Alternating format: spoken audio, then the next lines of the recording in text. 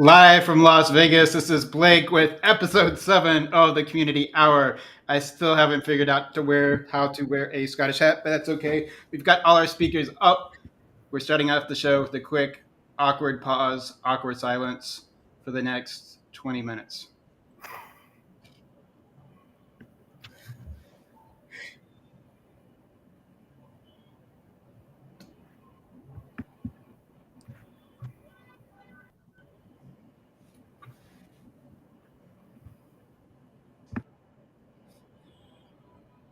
All right, good enough. So we've got all our speakers up. We'll be bringing them up one in the order.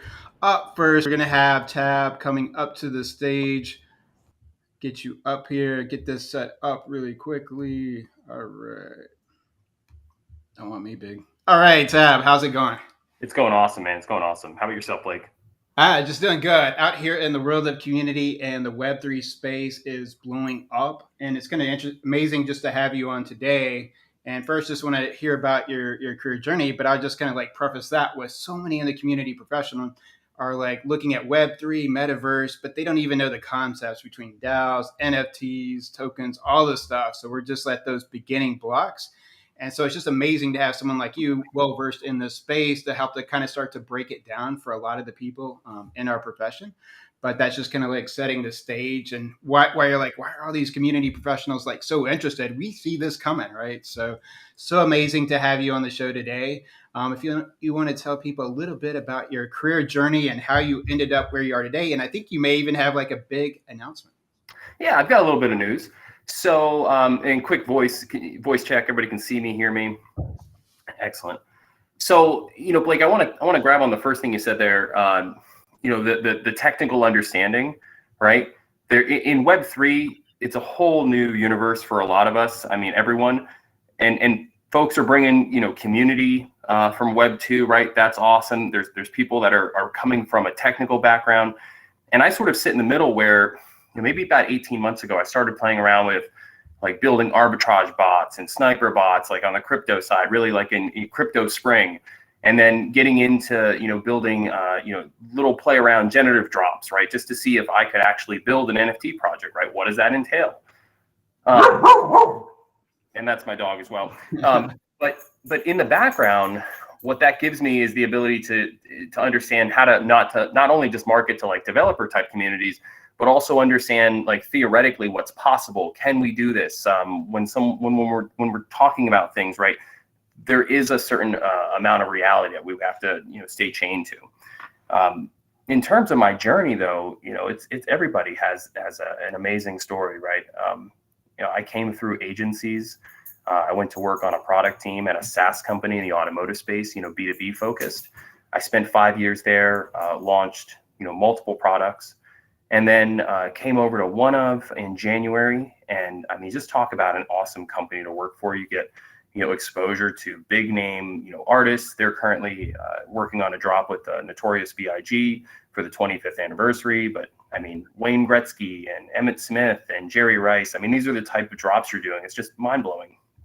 But recently, actually, as of Monday, I'm going to be taking a role with Mythical Games. So I'm not sure if you're familiar with Mythical Games, but I'm going to be coming in as the director of Web3 community and gaming and partnerships. And if you haven't checked out Mythical Games, they are, I think, just cutting edge. Yeah, there it is. So Blankos is their first title that they have out. These are NFT blockchain games. And what's so interesting about Blankos is they've already begun to step into this partnership space and collaboration space. For instance, they're working with I Like You, You're Weird, the NFT collection. So if you go buy one of the I Like You, You're Weirds, and I'm 7250 right here, and you have a Blankos account, you can tie those together, and then Blankos will mint that character, three-dimensionalize them in the game, and then you can play as that character, or you could put it in the secondary marketplace, right, and sell it. So all of these different extensions that we're starting to see together, come together on the collaboration side is so interesting.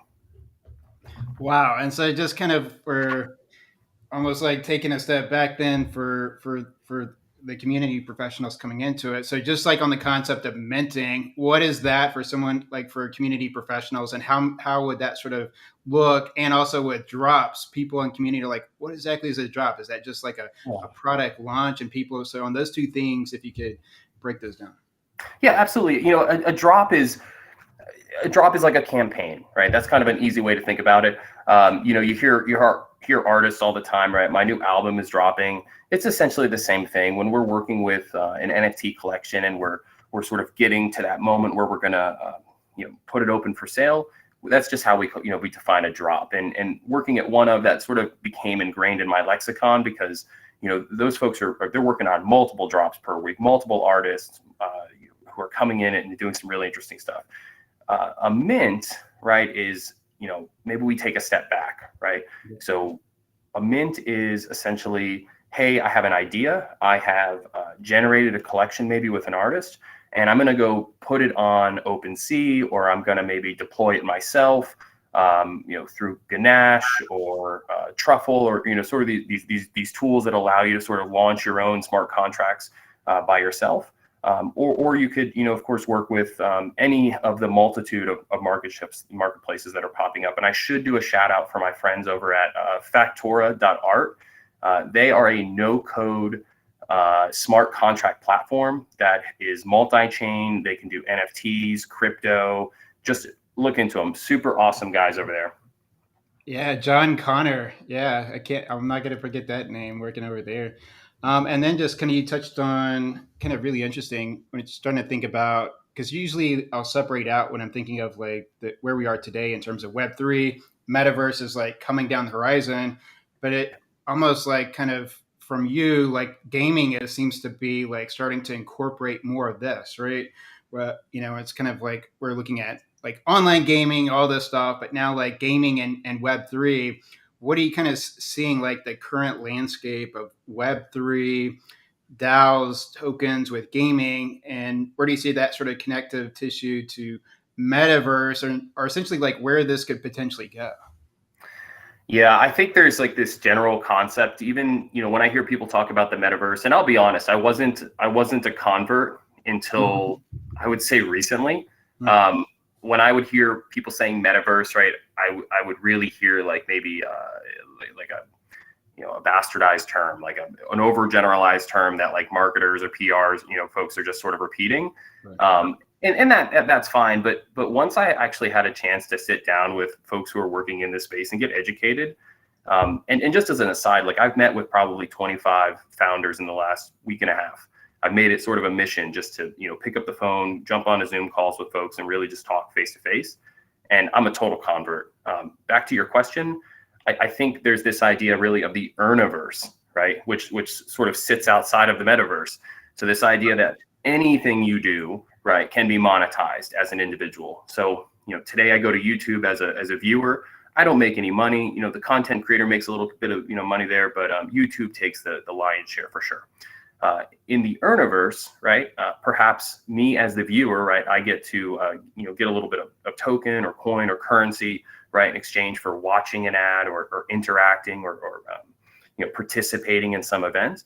And then, I think brands, they're going to be coming in over the next few years and really rushing in right from the capitalization side. And that's fine. Commercialization often will drive a lot of trends. So we do need them to go in and start to lay some of the foundation.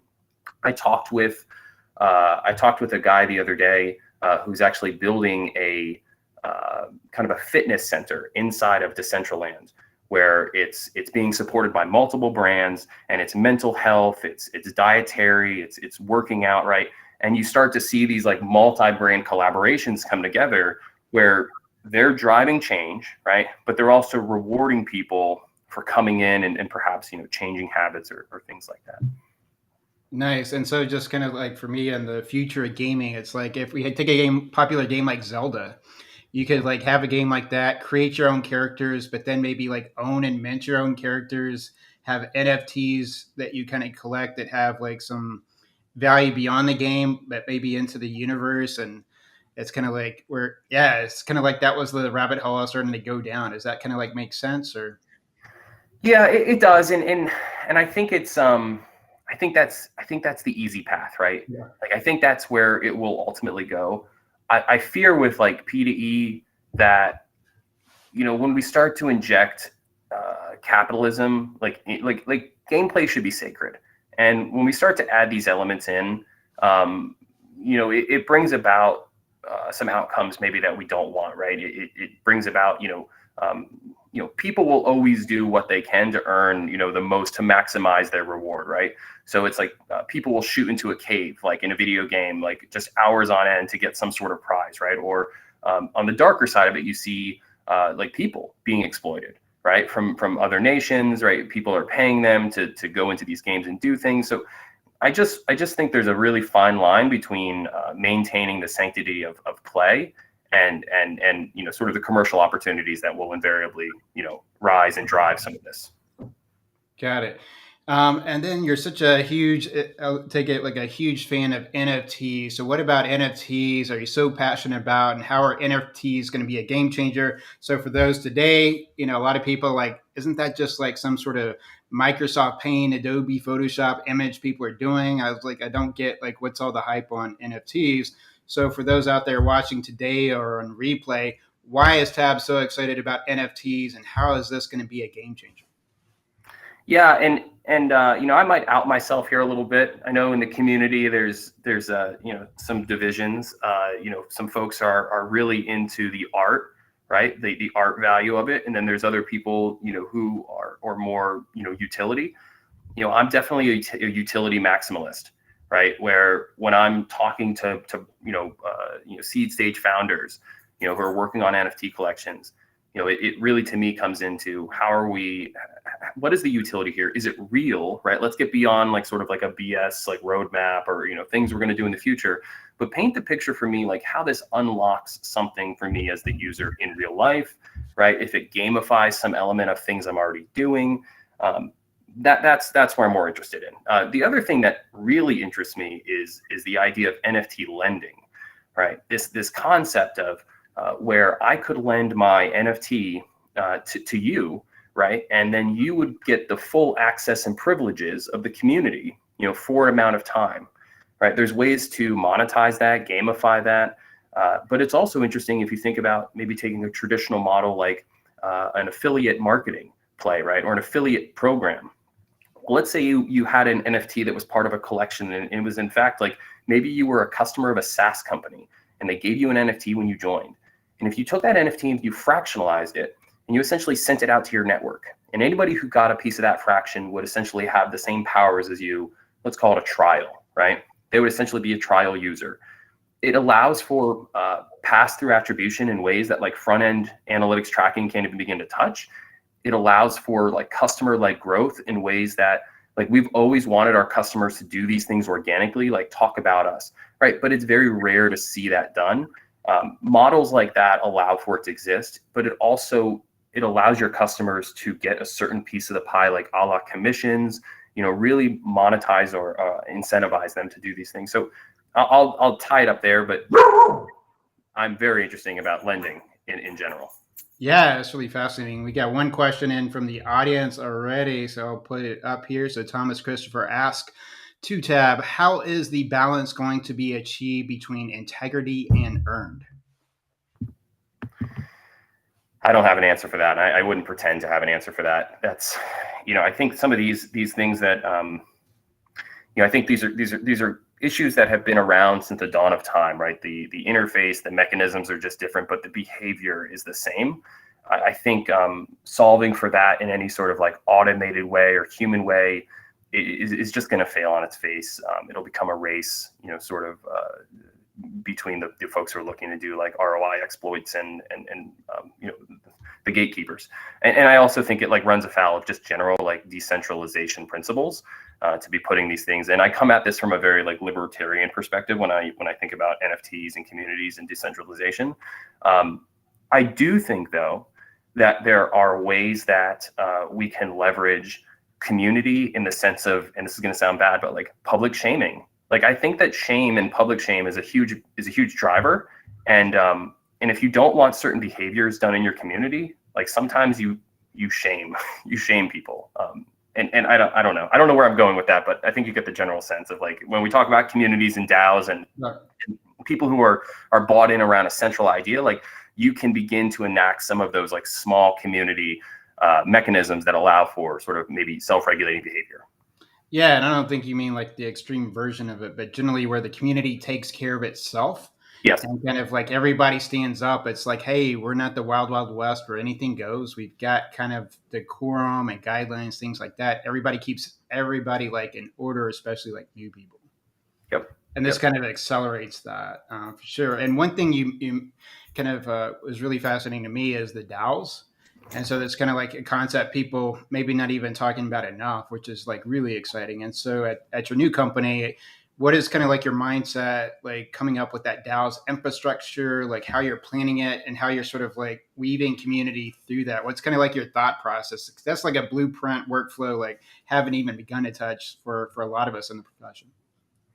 Yeah, at Mythical Games, my role there is I'm going to be learning, right? And I'm not quite sure what it's going to be, but I'm sure I'll know more in a week than I do now. But Right. Outside of that, like all of us, I've got a passion project, a side hustle, right?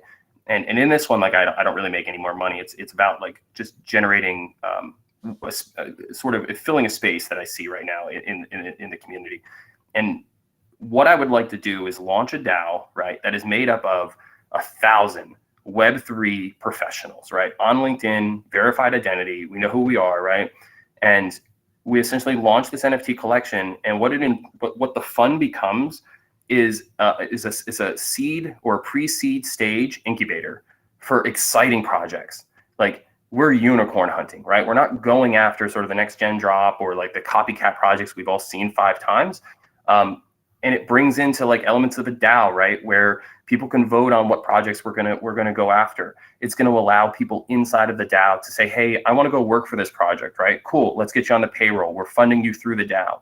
It allows for interesting mechanisms like people who are breaking out of Web 2 into Web 3, right? Essentially, they could buy like for $199 this NFT that lets them get real world experience under the tutelage of like 1,000 Web3 professionals who are providing strategy and collaborative, sort of ways to get the project, more exposure and things like that. But that's sort of the general idea. I think there's more things to be worked out there, but DAOs are also interesting because you can get into like what I call self-licking ice cream cones, where like you put the $199 in, let's say you buy the NFT, you get into this project that we're supporting, right? We took a stake in. Excuse me, we took a stake in, and then of course it goes 2x, 10x, 20x, right? And we distribute those funds back to the holders of the NFT. There's a passive income play there. But yeah, I could go on for an hour on DAOs on what is possible with them. Yeah, and it's kind of interesting. Like the main thing that jumps out to me, like with the DAO, it's like this is something that's going to like be out there forever. And community, even though we're starting a community with a brand or these other things, it's like we could still see like maybe this goes away someday, right? But with a DAO, things like that, there's so much more like implications, like if it goes away. So then it's like in those early stages, it feels like, just not having done it, like you have to put even more like, should we really do this? Like in community worlds, like this may not work out or this form may not work out. We just roll it back. With DAOs and this type of stuff, it's like, you can't really do that type of stuff. Like we're going to be in it, like that long-term commitment has to be there. And I think that's attractive from, people get burnt out, right? People move on to things. And if you've got a community that's behind it, it lives beyond, the founder. Right. And one of your just like really short, amazing LinkedIn post, I will shout out amazing LinkedIn posts on the show. But one of the ones I really liked from you, you said, anyone else seeing the pivot in titles? 2021 growth, 2022 community. So I was just curious. That was just such an amazing post, just to get a little bit more color and from you on that one. Yeah, absolutely. And I'll make it quick here because I know we've got some other amazing speakers. It's just that I'm always peeking around corners. I feel like, right? And 2 years ago, I saw like growth was kind of becoming this thing, right? That people started putting in. They're looking for jobs and things like that. And then I went in all on growth, right? For 2 years, loved it. And then I started seeing this pivot to community because it's like, it's essentially the same role. it's the same person, right? It's somebody that has like a little bit of a tech background, came maybe from like the social media early days. Maybe that's one, archetype here, right? But it's somebody also who's incredibly entrepreneurial, right? It's somebody who's gonna do something different, and it's that type of person that is hard to put a title on. But when you meet them in an organization, they're usually like the utility player. They're the go-to person. They generate a lot of respect within an organization because they just seem to always be able to do anything you throw at them. Got it. And we'll just a few more questions here. This is all amazing, especially for community professionals and all the business professionals watching the show. And since you've kind of been like agency life, I did 10 years of agency life, so I can kind of definitely relate there. But just in terms of like career stories or Web3 or community stories, particularly agency stories, or is there any like one or two of like your favorite, like most amazing stories that you have to date that you want to share?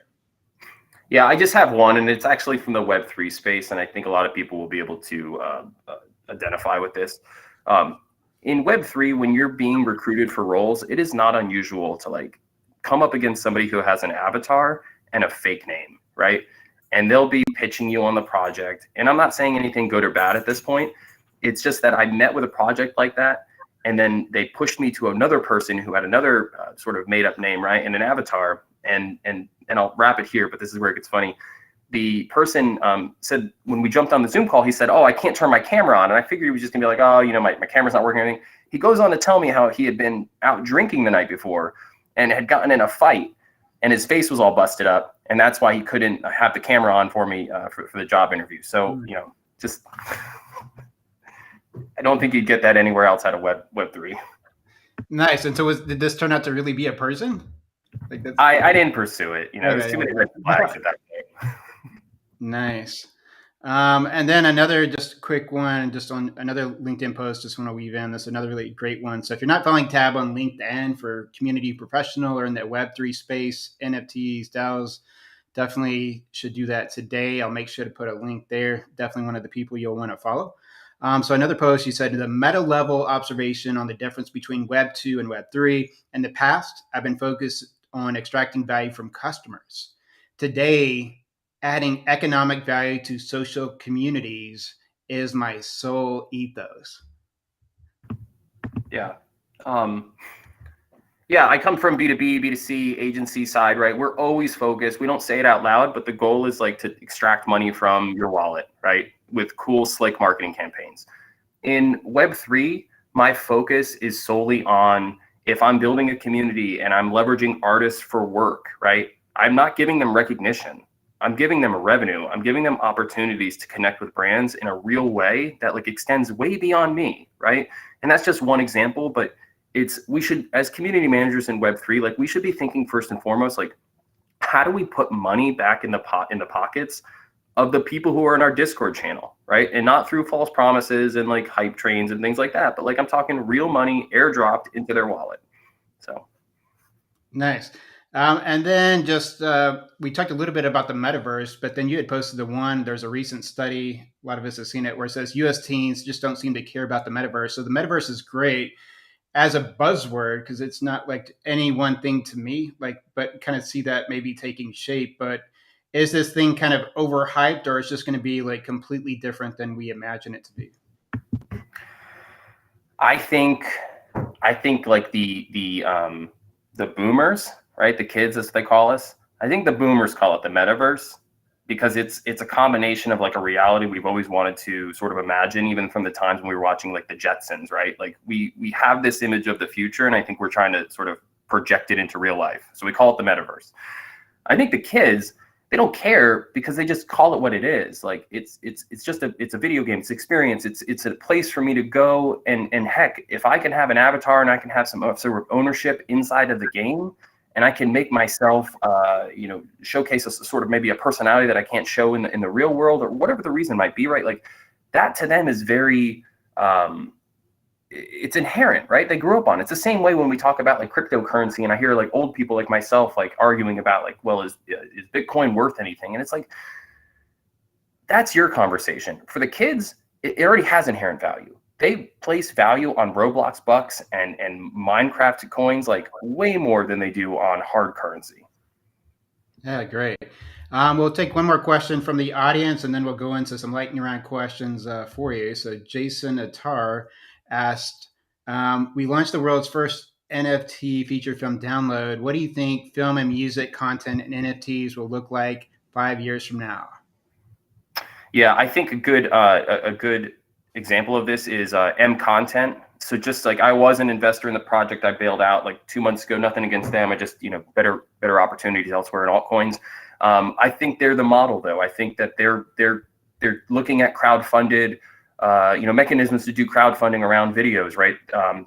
That's very attractive to studios, right? Who are they're experiencing a momentary bump, in my opinion, like back into the theaters, but like long term, you will see it go back into like people's living rooms and things like that.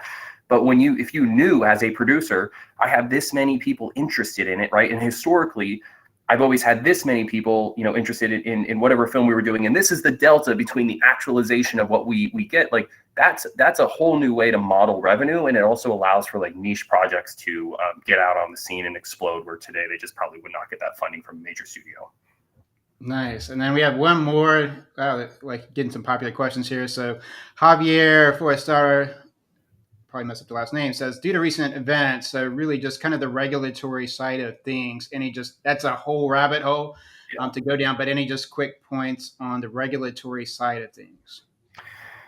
Yeah, I mean, I think that I think at least here in the U.S.,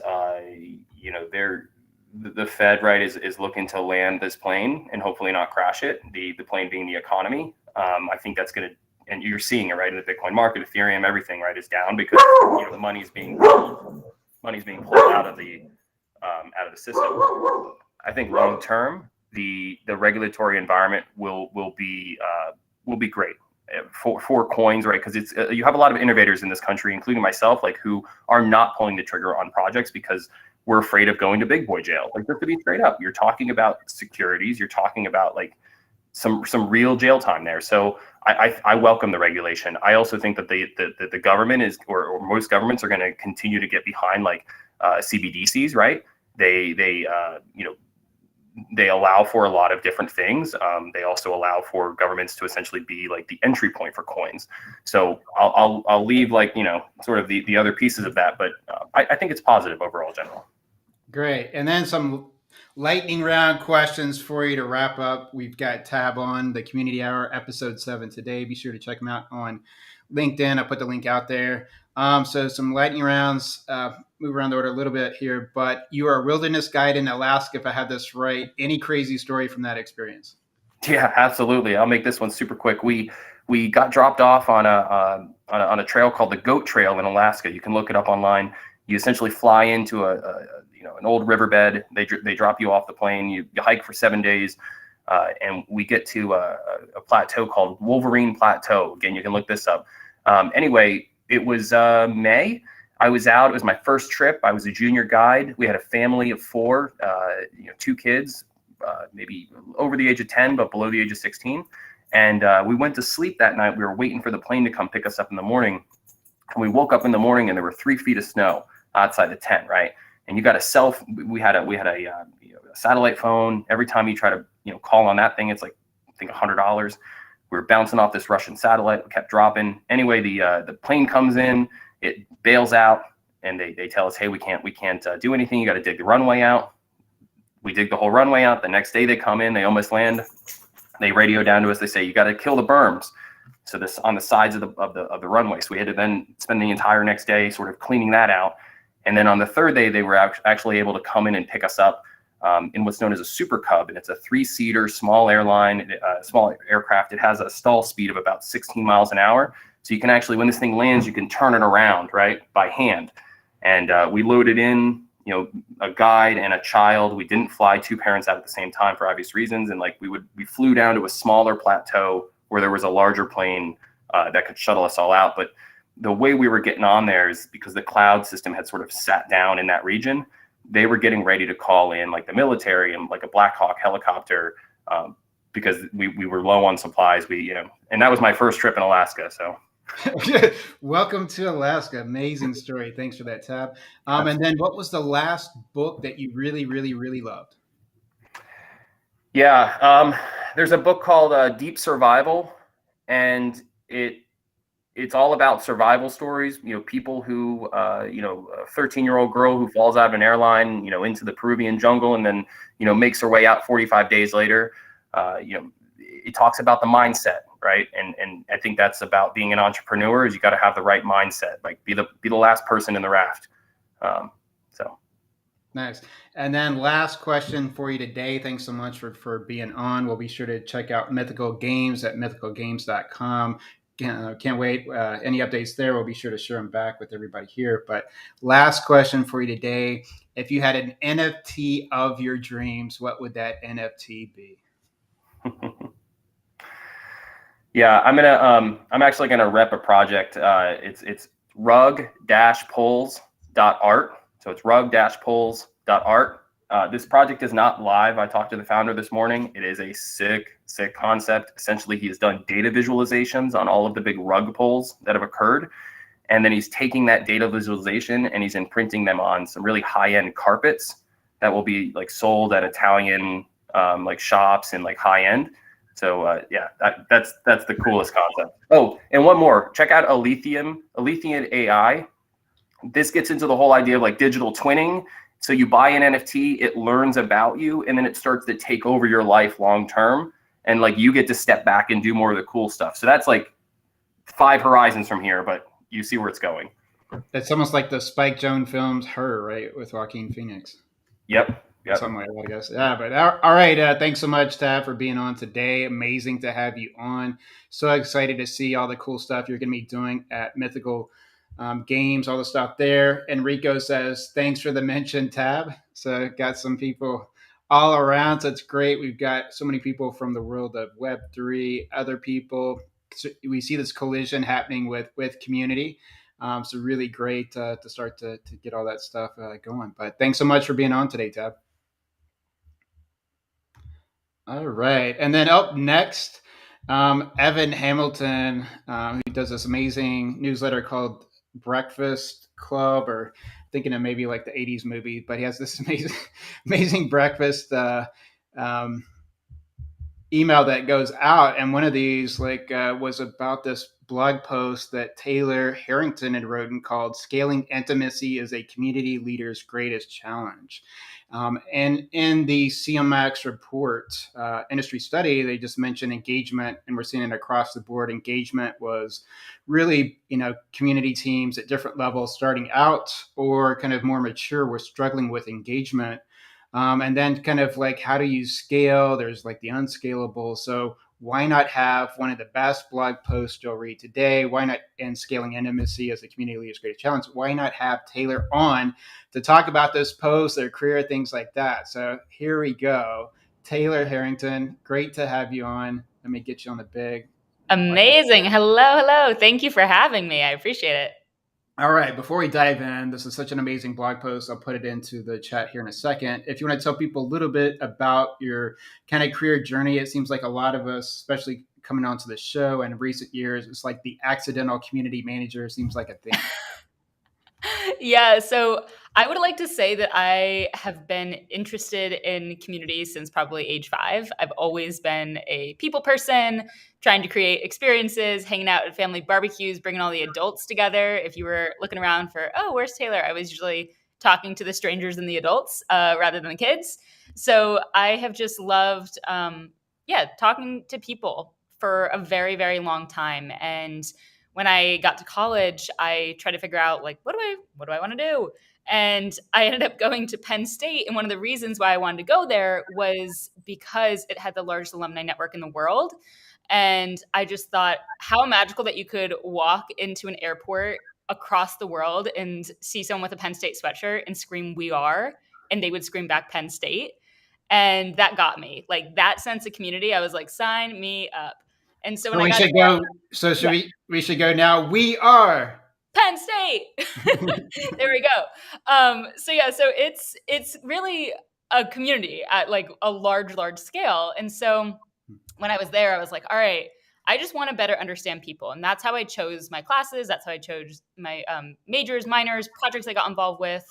And when it came to the end of that 4 years, I had been introduced to Seth Godin, who's a best-selling author. You might know his book, Purple Cow, This is Marketing, many others.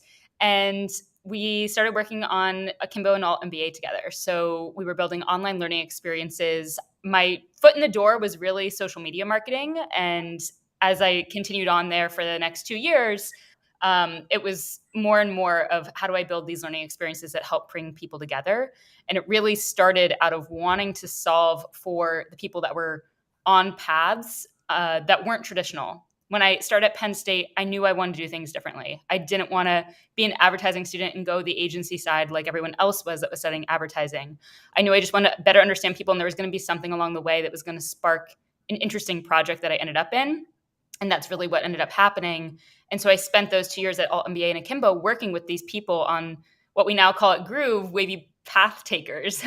They're people who have taken on different projects. Maybe they're doing things on their own.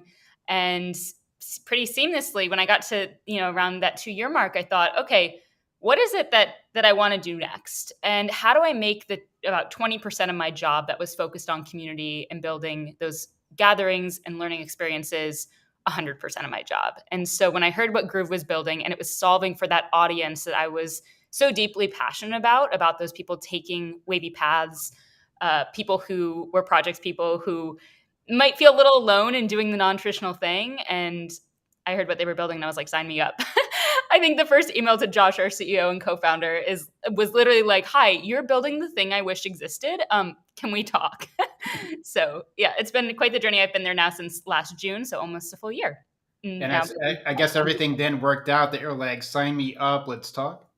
Yeah. Went through the whole interview process, yes. And ended up, taking on the role, which was very exciting. So in terms of how did I end up in community, I think it's been in my blood since day one.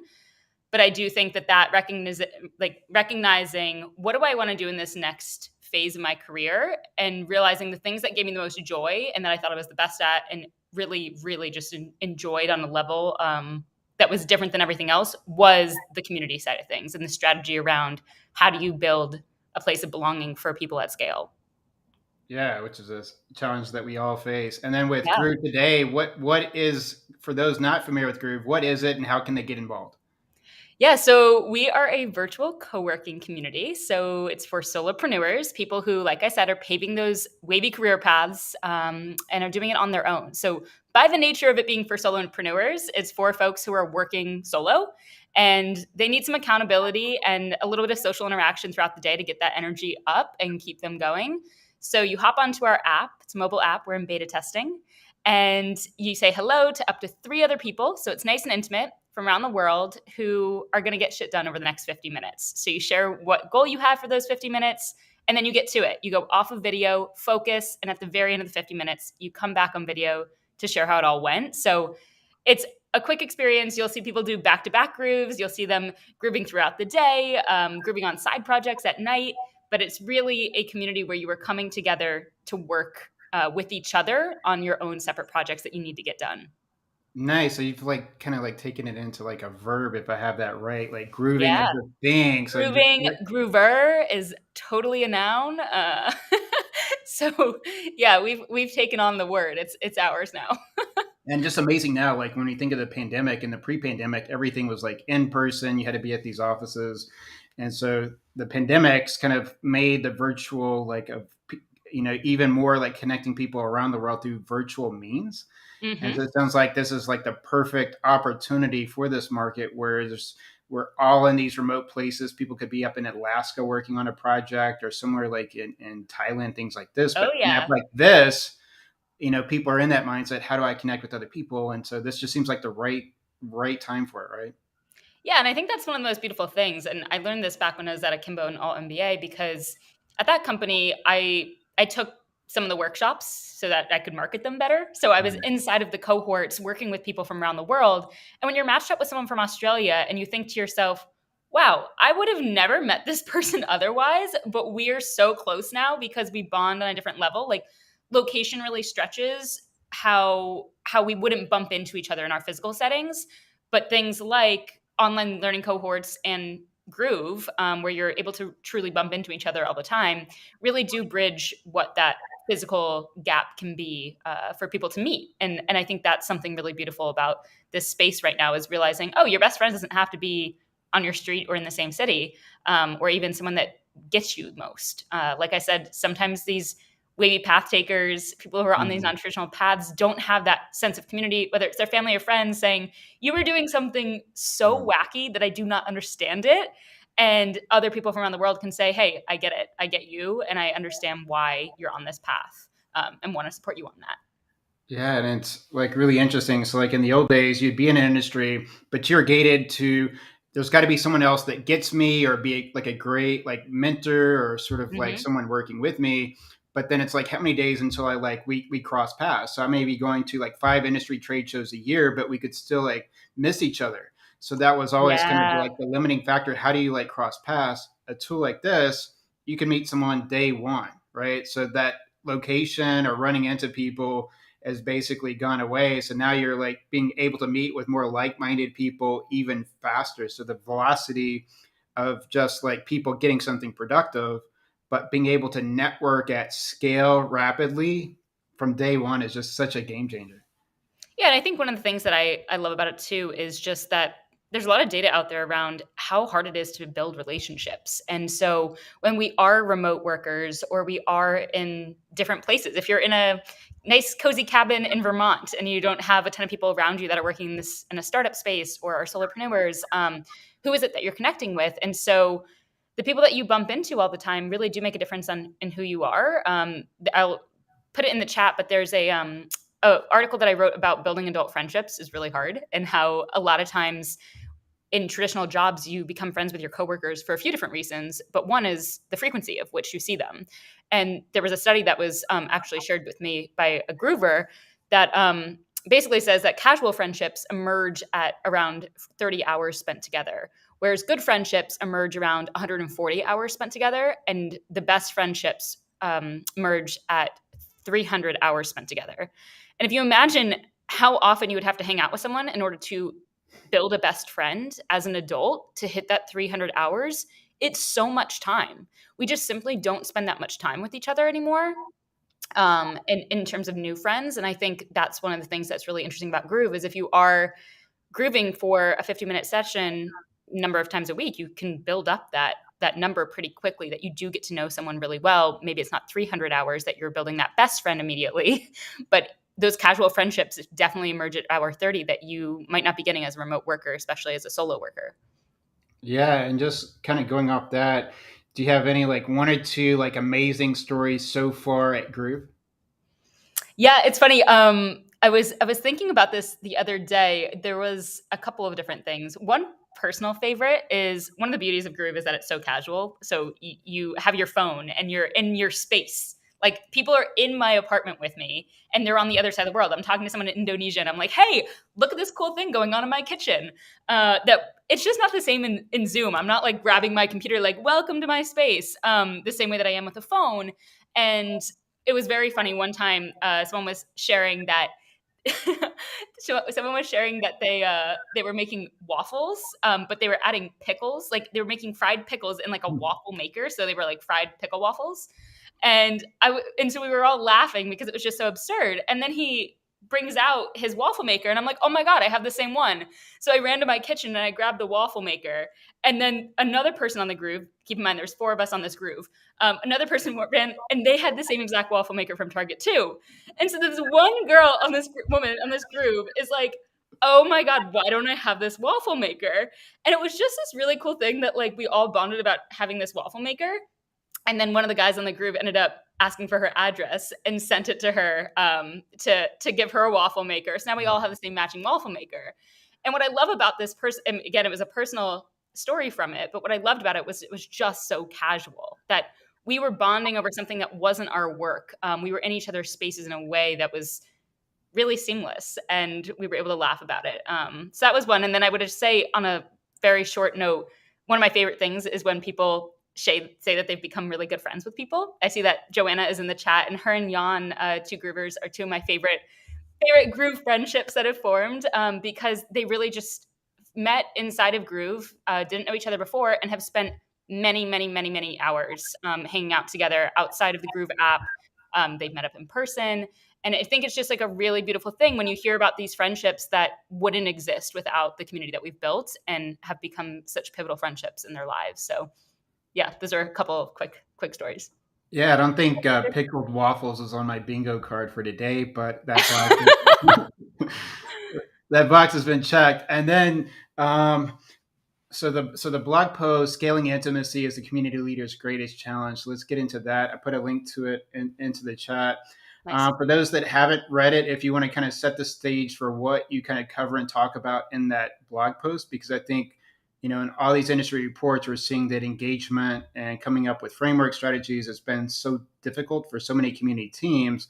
Mm-hmm. And it's kind of like the things you would do for engagement. It's like, we'd really want to do this, but it's like, how the heck do we scale that? So just if you want to set the stage for your blog post. Sure. Yeah. I think one of the biggest things that I'm thinking about is, with different apps and ways to connect online, there are a lot of vanity metrics, and there are these followers and trying to build up your specific community. And so we have really tried to avoid that inside of Groove. And I think that's one of the biggest things with scaling is, okay, if we are committed to not creating these vanity metrics of so-and-so has so many followers, this person is, got like some sort of status inside of the Groove app, whatever those different things are. How do we do that in a way that feels good, in a way that doesn't feel like gamifying it, like, oh, I've got to hit 100 grooves in order to level up and get to the next level, or only people at 500 get to unlock X, Y, and Z. And so I think that's something that we're very in tune with, and it's going to be one of the greatest challenges for us, is how do we say no to the gamification of it, and also like the making it feel icky, like we do with social media, like icky, like I've got to be racking up my followers and I've got to be finding people so that I don't miss out. And then also recognizing that we can't do some of the things that we do right now at scale. And so how do we continue to kind of find that in between of, okay, we are able to scale this. One of the things that we're working on right now is a really interesting feature that basically inside of Groove, by simply showing up to Groove, you are creating your own circle or orbit, as we're calling it, inside of the Groove app. And so that's really interesting because as you are showing up, it's not extra work on you. And so I think those types of things are going to be interesting is how do you make it low lift and not have people spending time on things that aren't important. And so that's one thing. And then the other thing is I would say is like, I think with scaling intimacy, one of the biggest challenges too is how do you find your people when you show up? And how do you make it so easy for people to find their people that they stick around and that that experience is so sticky that they want to keep finding more people? And so that's one of the things that I'm thinking about a lot. And if you check out the article, I share a few ways that I'm doing that right now. But it's my greatest challenge. It's going to be something that I'm going to continue talking years from now because each stage of this is going to be different. And right now we're in beta testing with a few hundred users, and it's going to look different in 6 months. It's going to look different in a year. So yeah. Yeah. And I think on my side, so regardless of kind of the size, like whether they're going for like a community of like tens of thousands or like hundreds of thousands, millions, tens of millions, for a lot of professionals, we always have a stack of kind of like our unscalable things that we'll always want to do regardless of like the size. Yeah. And so for you, what are like one or two like unscalable things that you're like, no one's taking me away from these? And yeah. You don't have to give away your secret recipe, but what is like one or two unscalable things that, and it's tough to copy and paste tactics, but what are one or two like unscalable things that maybe people haven't thought of? You're like, and Taylor be like, think about, here's some unscalable things. I don't care like your size, but these are like two that I would recommend today for you to start considering. Okay. Yeah. So one, I mean, on a very basic level, one-on-one reach out, I think just are a huge, huge thing. It's been really beautiful to see that within the group community, there's been this little, some folks call it happy mail, but this like pen pal thing that started. And so some groovers have been sending each other notes, and I've been on the receiving end of some of those, but also that they're doing it on their own. It wasn't something that we started. It's something that a groover started. And I just felt like that was such a beautiful thing that, again, it doesn't scale. But the more that people can do those one-on-one reach outs to each other in a unique way that feels good to them, I want to keep encouraging that behavior. And then as much as I can do that myself, that's really important. I think another thing that's important to me is, each week I host a meeting called Pulse, where I basically take the pulse on the community and then share it with the rest of the team. And I think that's something that's a behavior and a ritual that I want to stick with as we grow, because even though I won't be able to be the messenger for every groover and what they're experiencing, we're already at that level where I simply do not know everyone. But at the same time, I can find new ways to hear what community members are thinking, finding ambassadors or finding, some of the folks that are on the ground that are grooving a bunch to say, hey, anything interesting you've heard this week that I can start to add to those meetings, because I do think that is one of the most important things, is for us to connect as a team and say, hey, we're building this thing with our community. It's not for them. We're not building it and then presenting it to them. It is something that we really want to do with them. And so the more that we can capture those insights and continue to have even one-on-one chats or the small group conversations that we have, that will continue to help us scale this thing, because their voices will be included in all of it. Wow, it's amazing. And one thing I just to touch on that you mentioned there is when your community is already doing organically their own community rituals. And so sometimes like you're looking, what do we do? What do we do? Your community might already like saying, hey, look at this ritual we're doing. So it's like paying attention to, are they sort of picking up doing their own rituals? How do we like do more of that or just support that more? So that's kind of interesting. You like saw that, picked it up. And it's like for a lot of us, that could be like a blind spot because we're not thinking, hey, is there any community rituals going on we should be paying attention to? Just may not even be like in that mindset. So you like intuitively saw it, picked it up, and now it's kind of like the team supporting it. So I thought that's amazing to pick up like a organic community ritual. Yeah, for sure. Those are good gems to come across. Nice. And then just Evan Hamilton, like was at Reddit, now at HubSpot. So he sends out your like post in his email. So did that morning week go crazy for you? I mean, it was like kind of said, yeah, it was really cool. I mean, community breakfast is one that I read. I have like a section of my inbox. I have this like, I watched a YouTube video that helps me section out my inbox now, because an inbox just is not a good place to be if you've got like all these amazing community newsletters coming in.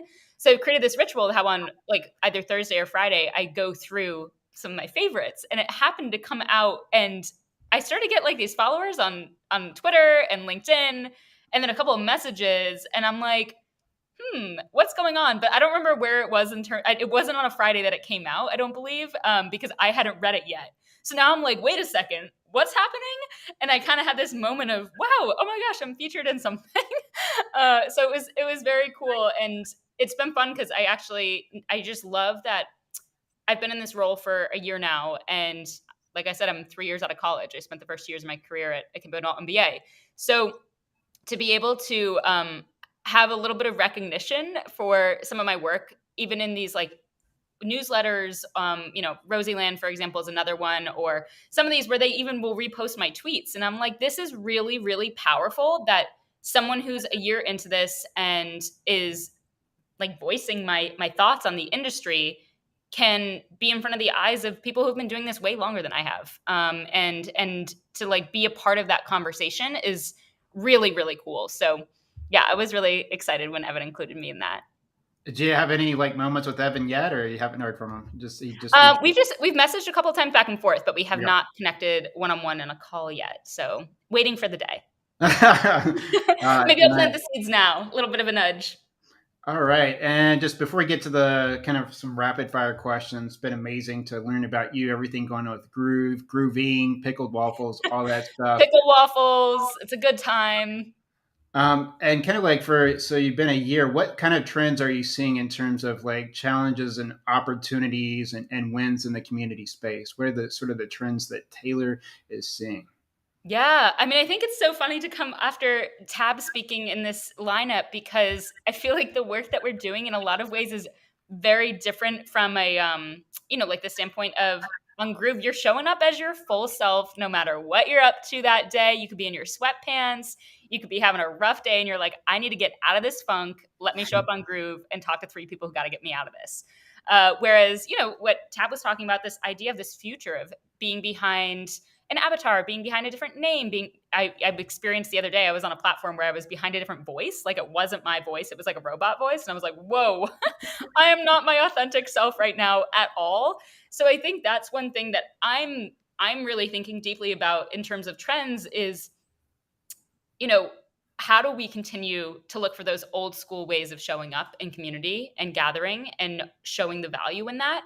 Even one of the things that I love about Groove and our team is Brandy and Ash, who do a lot of our marketing and content, have really focused on how do we do old school marketing. We have a pick me up hotline right now. So you can call, it's 1-833, and then it's hotline, but the I is a 1.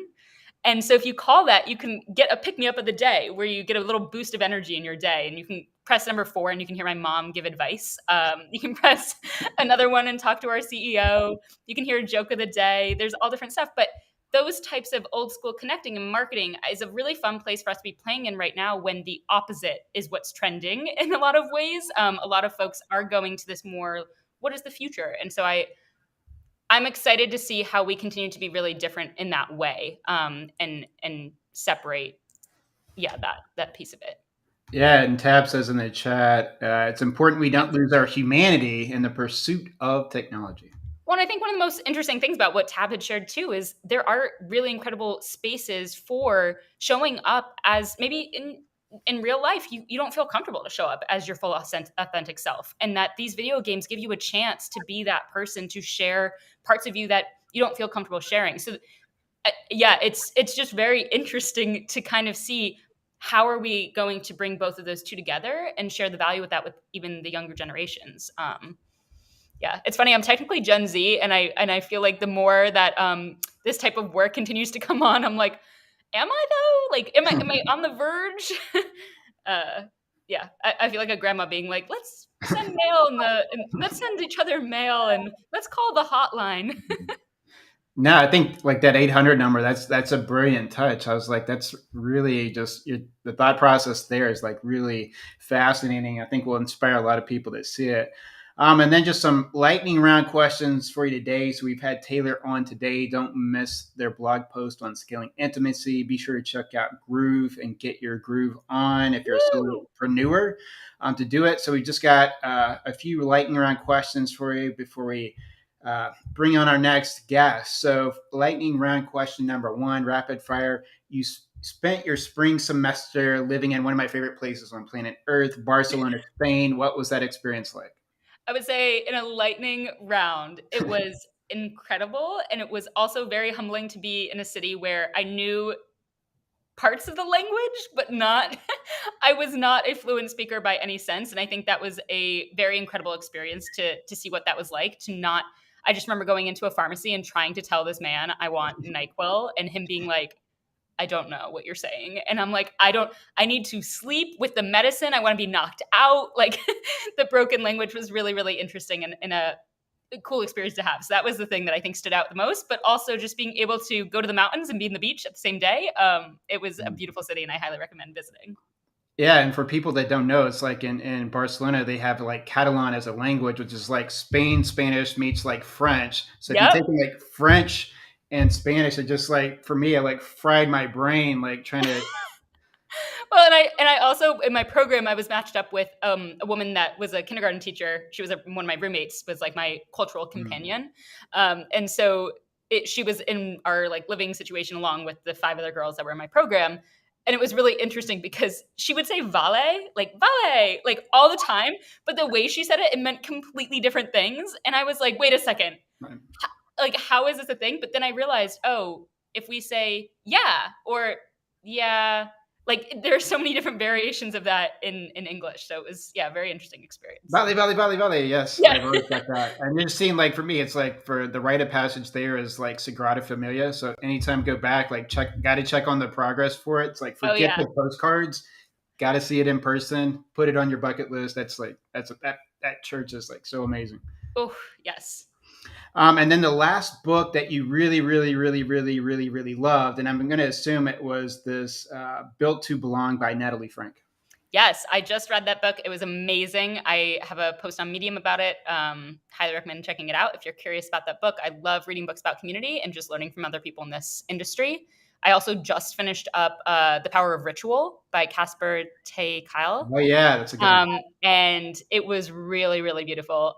Just so much interesting stuff to unpack in terms of how the world has changed with rituals in the last X number of years, and considering how to be more intentional about adding more rituals to a community, which again came up in this conversation. So would recommend checking that one out as well. And I wrote a Medium article about it, but I think it goes live next week. So if you follow me on Medium, you'll get to check it out. Yeah, it's kind of interesting. Like in the U.S., we have so many community professionals, but rituals aren't like baked into like our way of life, but they're so useful like in community. So it's so amazing reading Casper's book to kind of like see that intersection. So yeah. Cool. You've read it as well. And then the last question for you, like not only like in community, but like you're this incredible person that loves to give back to this world, I'm assuming. And so volunteering and mentoring seems to be such a huge part of your life and career to date. And you're also involved into virtual painting instructors. So just anything you want to share into your life of why you're so passionate and what you're working on as it relates to volunteering and mentoring. Yeah, I've been very involved in the disability community since a really young age with having a family member who has a disability. And so I just think that it's really important to see people for who they are and create that sense of belonging for all. And so I've been involved in a number of different volunteers opportunities throughout the years. It was very cool in college. I was able to help make a communication device for people who were nonverbal, which was very cool. And one of the things that I would say is for anyone who's listening and wants to get more involved in the community, there's an incredible app out there called Be My Eyes, which allows you to get matched up with a person who is visually impaired or blind and are able to assist them. So you might get a call in the middle of the day and someone, for example, may say, hey, I don't know how to turn down the volume on my remote. And you get matched up and can see their video through their phone and can help them out by saying, okay, move your finger down a little bit to the right. Maybe about, a little bit further down to the left, whatever the instructions are, and you're able to help them do that. Or someone might call and say, hey, I don't know if my eggs are expired. Can you tell me what this date is? And so you're able to help them for that little brief interaction, and it really can make a huge difference in their day so they don't have to rely on a neighbor, for example, to come over, or a family member or a friend. So yeah, that's another thing that like anyone can be a part of. So I would highly recommend checking it out. But on every other Tuesday night, I host a virtual painting class for an organization called Little City outside of Chicago. And we paint together. Last week we made turtles. Some made Ninja Turtles. Others made normal turtles. But we always take a poll from what everyone wants to paint inside the group. And everyone gets assigned a special week. So next week we are making hippos. And it's very fun. It's cool that I get to volunteer from the comfort of my own home. I started this about a year and a half ago. With COVID, it just wasn't possible to volunteer in person. So if you want to check out volunteer opportunities virtually, check out volunteermatch.com. And that's how I heard about it and got in touch with the organization. So you're in the New York area volunteering for something out of Chicago. Yeah, it's actually quite funny because they invited me to go bowling with them the other week. And I was like, hey guys, I'm sorry, but like, I'm actually in New York. Like, I'm not sure where we missed that connection. Yeah. So it was kind of funny. So yeah, we'll not be bowling, unfortunately. But it is cool to be in a totally different place. I mean, I can say to them, hey, what's it look like outside? And we can grab our computers and show each other like, oh, I've got these big skyscrapers and they've got these beautiful, beautiful tulips that are growing in their yard. And it's just different. It's really special. Nice. And then just last thing, what's the Penn State chat? Let's do that like one last time. How do you start it out? Yeah, you say we are. Okay, yeah, like I've never, yeah. So we'll do that. We'll wrap it up, and just thanks so much for being on the show today. It's so great that Evan helped you discover not that you weren't already out there, but it's great to have people like Evan with Community Breakfast to broaden our horizons and then create opportunities like this. So yes, thank you so much for having me. All right, go ahead. We are Penn State. There you go. Right, Taylor, thanks so much for being on. We'll make sure to put the links for people to find your blog post. It's already in the chat, things like that. But have a great rest of your Thursday, May 12th. All right. Thank you. Bye. All right. Up next, I'm sitting here in Las Vegas today. This is Blake Community Hour. This is Community 2 hours today. So thanks if you're still with us today. I've got the Barry t-shirt on. Kind of see that Bill Hader, amazing TV show on HBO. I guess I like this show if I'm wearing a t-shirt. But up next, we are bringing Deepak to the stage, seeing all these amazing avatars from the people over at their company Habitate. So if you've seen those, that's probably where you're coming in. So I will get you up. Deepak, how's it going? It's going great. Thanks for inviting. It's great to be here. Yeah, we're running late today. We are the community 2 hours today, not the community hour. So really great to have you on today. And so just kind of like setting the stage, talk a little bit about your career journey and what led up to your current company. Yeah. So it's just a bit of a roller coaster ride for me as a career. I started my career as a physics teacher, and then I worked in engineering, marketing, and then I started my own company. When it comes to community, I think I've been in this space for the last 2 years. I've always been fascinated by this idea of using community for building customer relationships. How brands can leverage communities to build more stronger relationship with their users and customers. And a couple of years ago, it's been almost more than 2 years now since I started working on this idea of Habitate, finding a way to help companies build a platform on their site where they can engage with their customers. Nice. And so we say it as habitate, not habitat. Habitate. Habitate. Yes, that's like yes. All right. Yes. And so with Habitate, what problems are you really trying to solve, and how do people get involved with it that might be interested? Yeah, community is very unique to one brand to another. What would they like to get out of it, and the KPIs that they would like to track is very unique, and the way that they would approach community as well. So it requires a bit of custom, unique solution that fits into their needs. So at Habitat, we spend our time building tools that is very customizable in nature, and at the same time it doesn't involve any much of your engineering efforts either. So you just as a community builder or a marketer, you can just go to our platform and customize the look and feel of it, the user flow, and create your community for your brand, which includes multiple things, including whether you need a discussion forum or you need a community calendar, or if you are a content driven community, which means you need a lot of storage space to put on all your articles, videos out there. So depending upon what kind of community you are building, whom you're building for, you can fine tune the solution and then put it into your little application or website or wherever you want it to be.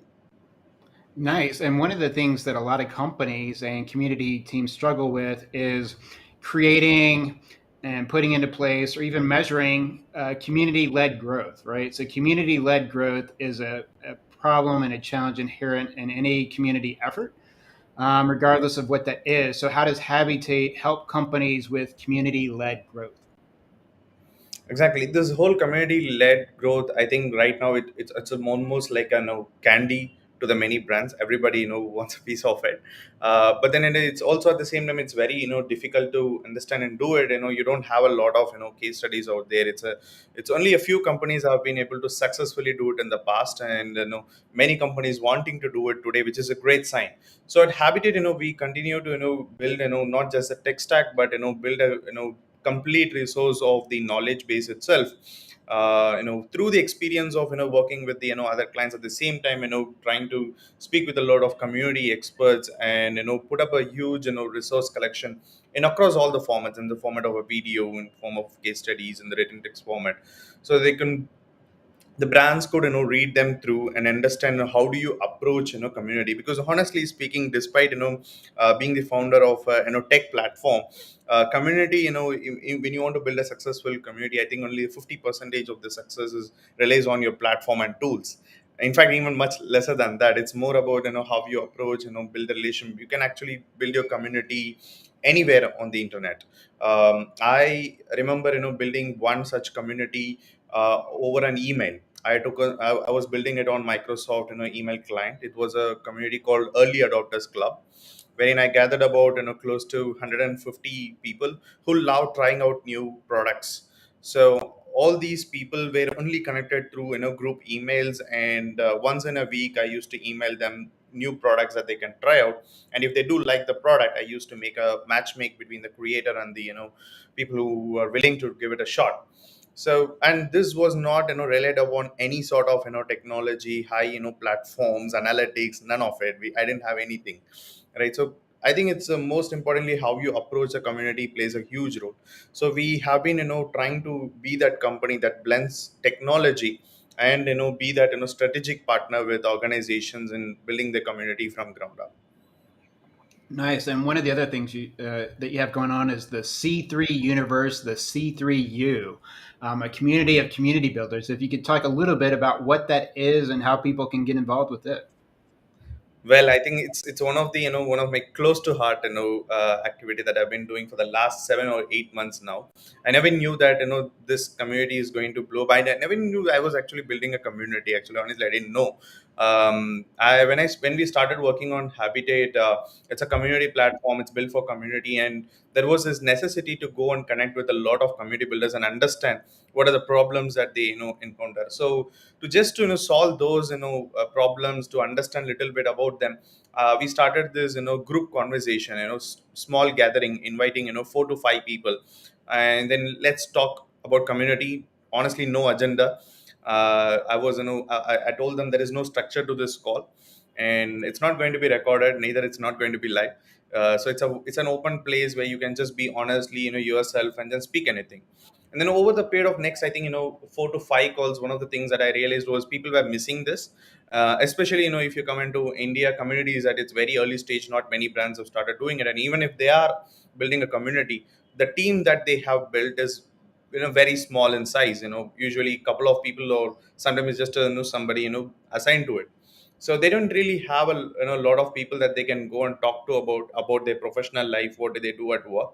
And a lot of times their work community is misunderstood.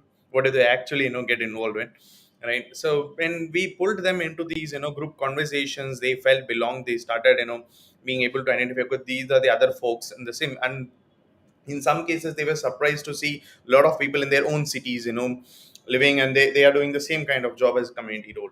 So once we started discovering that, I felt okay, there is a community happening over here.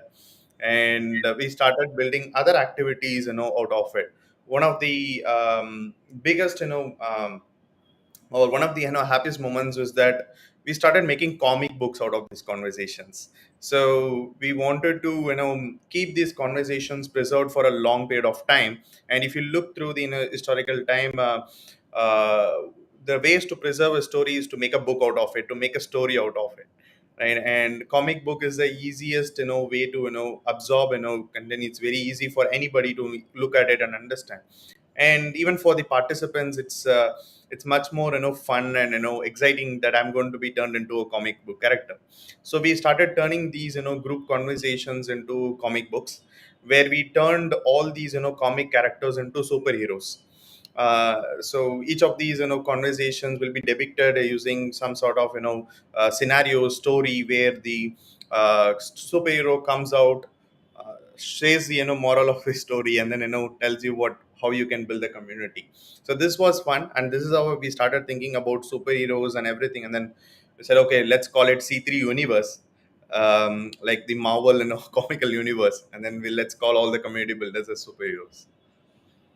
Nice. And so then on the execution of the comic book, so did you have to find like an illustrator? Or are you putting these out like as PDF ebooks? Like what does that sort of turn into? Yeah, it turns into a PDF ebook. So we do hand drawn illustrations within the organization. More often Wow. than not, when you hire a lot of people, you might be able to find a lot in their resumes as their hobbies. Some of them could be illustrations, and I can draw, right? So we just called in and asked who can draw in here, and can we turn these conversations into some sort of proper comics. And we started doing that. And so you just put out these comic books as PDFs. Anybody can go and get them today. So if they go over to Habitate or somewhere online, they'll be able to download these. Yeah, so you can go to communitycoldcoffee.com, and then on the Mhm. neighbor you can find an option called Drive, where you can see a folder called books, and inside the folder books you can find all these comics being uploaded. Okay, yeah, the communitycoldcoffee.com. So I'll just put that into the chat where people can get it. It's such an amazing idea for just getting the community around that. So that's a really amazing idea. And since you've been at kind of Habitate and even like with the C3U, the C3 universe, Do you have like one or two just kind of amazing community stories so far that you want to share? There's been a plenty, actually. One of the story that I really liked was, which is very related to this whole comic book. Uh, it's one of the participants of the conversation has always had this dream of being a part of a book, or either as a co-author or some sort of part of the narrative or something over here, wanted to contribute towards a book.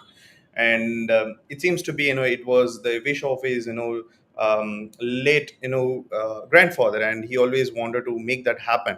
And we didn't really know that, but then when we started turning his character into comic books, and we actually invited the person over the conversation to reveal the cover of the book. And then there it is, he's able to see he's on the cover image of the book. And there are a lot of people who are downloading the book at that point in time. That was a beautiful memory for the member that we were able to create. And I would always cherish that, we were able to do something that makes so much of sense to someone in the community.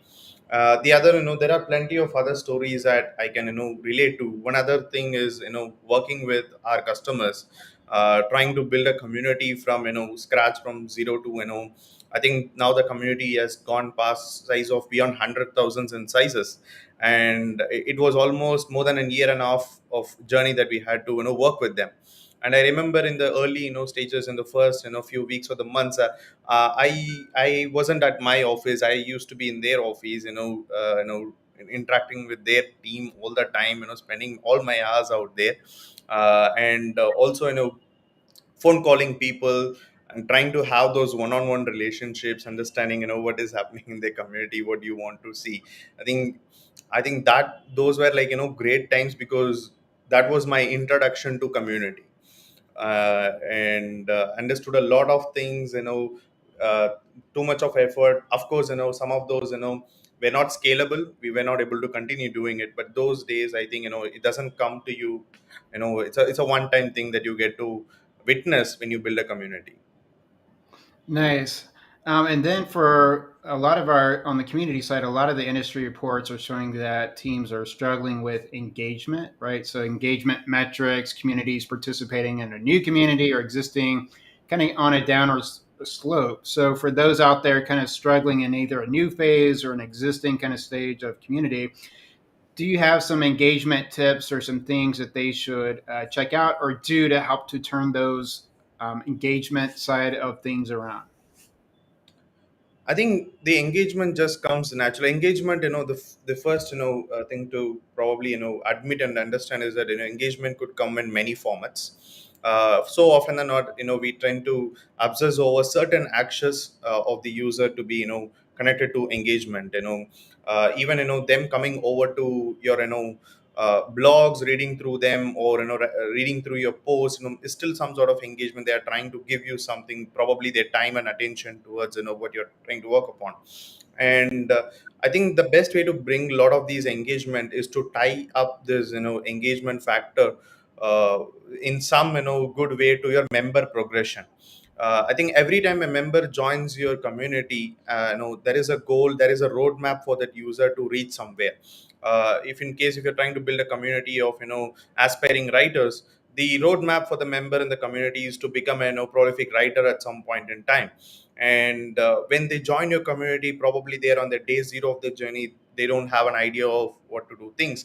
And as a community, on day 50, day 100, you seem to be take them on a road path towards their success, right? In when you start forming these activities that would enable them to move from one stage to another, help your member progress from that zero to the next stage. I think engagement just comes starting out very natural, because it helps them progress to an towards their final destiny. And when you start planning around what is it that you could get out of the community, how can I just get more commands out of it, that is when it becomes unnatural, and you start losing those engagement.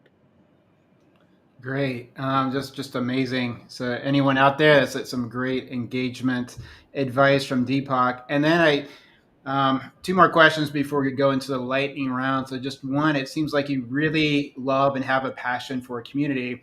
So what are some of the things that you most love about community, and what do you see in this new world of community? What does the future hold for it, or at least in your optimistic side of yourself? Right. I think community for me helps you do things that otherwise quite not possible at all. Whatever it is that the marketing couldn't do, I think community is able to touch those aspects when it comes to business side of things. Um, Especially because when you look at the building a community, you're able to touch at customers life points at different stages. You're able to understand even better, right, which is quite not possible by any other means. And that is, and also in a way that is not so salesy, and less of commercial, more of trying to help and understand people. It's such a good thing to do. And it also helps you in your growth of the company. So it's such a healthy way to grow your company, and that is very rare to find such a kind of strategy in these days. So I think that's a big scope. And for going forward, I think the next few years community is going to explode a lot, because there is this sense of belonging that the people have started asking for. They want to build more relationships, and automatically it starts to fall in the responsibility of the brand, because they have the power to do it, and in a way it also gives them something back. So sooner the all the organizations and the companies would start realizing these things, and the more communities would start coming out. What would be more fun to watch is that we have seen companies competing against each other, and I don't think so there is a possibility to communities for compete against each other. But looking forward to seeing 5-10 years from now how that turns out to be. Nice. And then before one more question before I lighten you around. So I believe you're based out of Chennai, India. Yeah. And say it is Chennai. So yeah, one of my former community members, Gautam, has this like family out there. So for Yeah. Chennai, India, it just looks so amazing and beautiful. So that's kind of like ocean kind of life. So what are some of the things that you love about Chennai for those of us that haven't been there? So I'll talk a little bit, because in community we all love to get out, travel, see different places. So putting your sort of like tourist hat on for people that might want to go, tell us a little bit about what it's like in Chennai and what people could do there.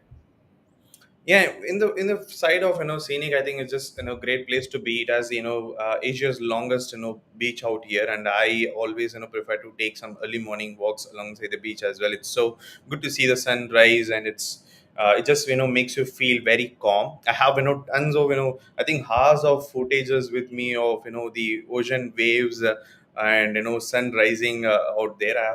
I would have crossed literally hundred thousands of hours of footage of those. And the other special thing about Chennai, I think it's a place where community builders will thrive, because Chennai is a place where you can naturally find people who are open to have conversations with you. And these conversations would look very honest and transparent in nature. You can just go out there and then pick any one random stranger in the street, and then you can start having your conversation. And that's how the city has always been. Have been in the city for more than a couple of decades now. And every time you go out there, you make a some sort of friendship. Every time you need something, there is a bunch of people coming over to you and trying to help you out, and thus making new friendships. I think it's a great place where community thrives and community managers can come out of it. I think going forward, as the industry spreads out, I think more people would start coming out. Nice. That sounds like an amazing place. Hope to get out there someday. All right, into our rapid fire lightning round questions. So, same question as the other authors. What was the last book that you read that you really, really loved? Oh yeah, I just had this. I read this "Finite and Infinite Games" by James Speakers. I love that book, because when you are trying to build something new, when you're trying to take something of the air, it's so often you get stuck in the obsession of your growth and numbers, and how you want to get things, the wins that you want to pursue. But I think this book made me realize a lot of things. The infinite. I think it talks about where a bunch of finite wins comprises in a whole infinite game. So that book is really amazing. I would recommend to anyone who is trying to take something of the air and it's finding hard time struggling with making it happen, because this book will certainly calm you down and give you a lot of perspective. Nice. And I can't be remiss. I'm just a huge movie lover myself. So anytime I have anyone from India, my two favorite like films from India, like on the Bollywood side of things, and there's different other types of films out of India. But there's an '80s film, Disco Dancer, 3 hour movie that I absolutely love, and then there's another film I believe, late '90s Company that I love. And so these are kind of like, so always there's so many amazing like Bollywood films. But is there any kind of like do you watch Bollywood films? And is there any Bollywood films that you would recommend for people like me that just can't get enough? Oh, it's not really Bollywood. I mean, there's plenty of movie industries in India. There's Kollywood, Tollywood. But from the industry that I am, that is this movie, Apurva Sagodharakal. It's a great piece of movie. Not just for the writing, but some of the shots that they made during the film, and how did they actually made it happen is still not quite revealed to the industry, and it's still a lot of people continue to know. It's a movie that was made in the early '90s, and there was a lot of shots in the movie that's still little bit of a surprise, how would they would have managed to pull that off 15 years back.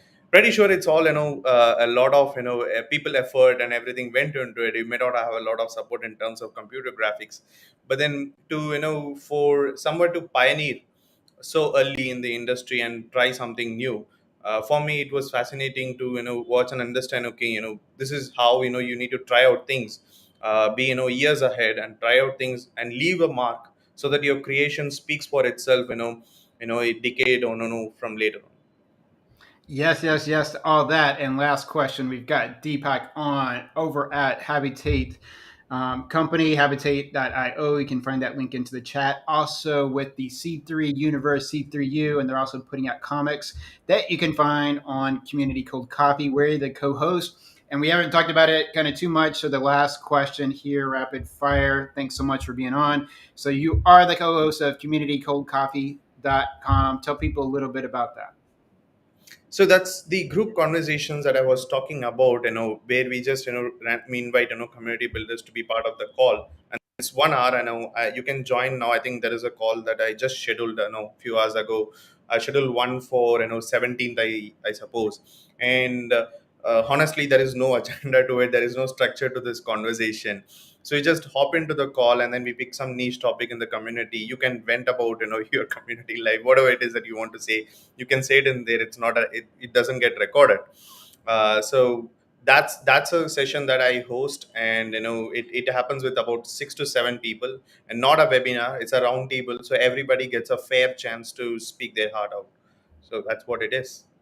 All right. Well, Deepak, it's so amazing to connect with you here today. You're helping to make this community profession, solutions, tools, getting people together, thriving in India, around the world. I definitely hope everybody watching this live today or in replay will check out Habitate.io, communitycoldcoffee.com. Lots of amazing stuff that you're doing with. So very exciting. Huge honor to have you on today. Enjoy those walk on the beach, post some photos, videos of that stuff for those of us that don't have a beach near them, so that we can at least take some of that stuff in. But thank you so much, Deepak. Thank you for having me here. Bye bye. All right. And last but not least, let me bring up Frazer. Frazer's like, wow, we're going into the community 3 hour show today. So thanks so much for your patience, Frazer, for being on with us today, episode 7 of the Community Hour. How are you doing today? I'm doing great. Thank you for having me. Excited to be here. Awesome. So yeah, so we're just kind of running over here today. So as I said, just thanks so much. So let's talk a little bit about your career journey, kind of like where you started out. Were you like 2 years old, 2 months old, saying one day I'm going to be working in community? But just kind of like, what is that from the young Frazer to where you are today? And then talk a little bit about your current role and what you're doing. Sure. So I'm Fraser, community manager from India. I started building communities when I was in college. I built my first community for people who love to play contest on Twitter. Back in the I did not know what I was doing, but I enjoyed the process of building this community that I was building. essentially by talking to people, adding them to the group, moderating the conversations, giving them something back to something back as a value that they can have it. So after college, when I was looking for job, I came across this designation called community manager, and it seemed like a pretty smooth transition for me to join this as my full-time career. So now I'm in this space for past 7 years. I have built communities for various niches in India, and was fortunate to work with some cool companies. And currently I'm leading community and partnerships for a karaoke app called Smule in India. Essentially, the vision is to build the biggest karaoke community in India. So what we do as a platform is to focus on three things, that is content, users, and sub communities.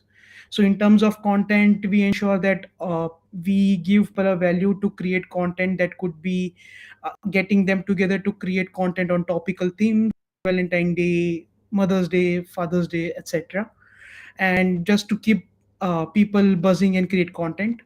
In terms of power users, what we do is we identify talented users who do not have a necessary following on the app.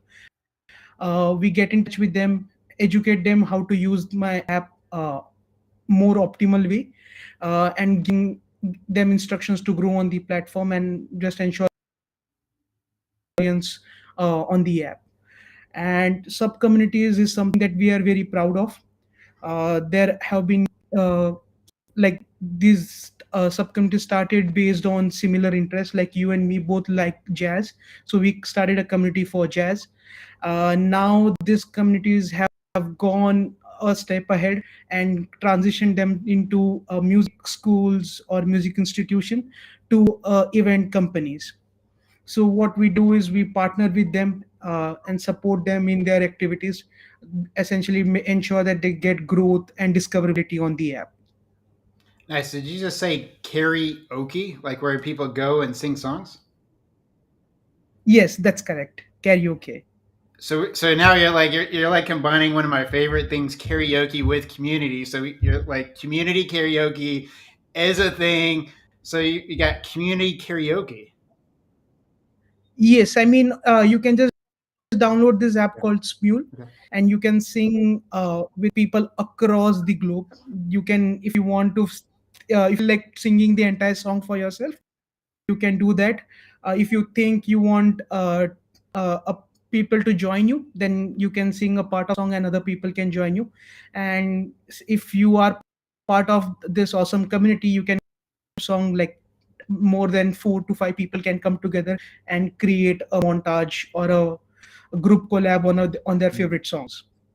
Wow, that's like so amazing. So like if I wanted like right now to like there's like Bruno Mars, Uptown Funk, like I could just go into the apps, like does anybody else want to sing like Uptown Funk with me? And then it'll just like match me with like 3 or 4 other people in the world that want to do it. Yes, I mean that is pretty much possible. But when you are early starter and you just wanted to see move around, maybe joining couple of people that have open song invites on your favorite song, joining them could get you introduced to the community, and then you can or friendship with them and create a group collab with them.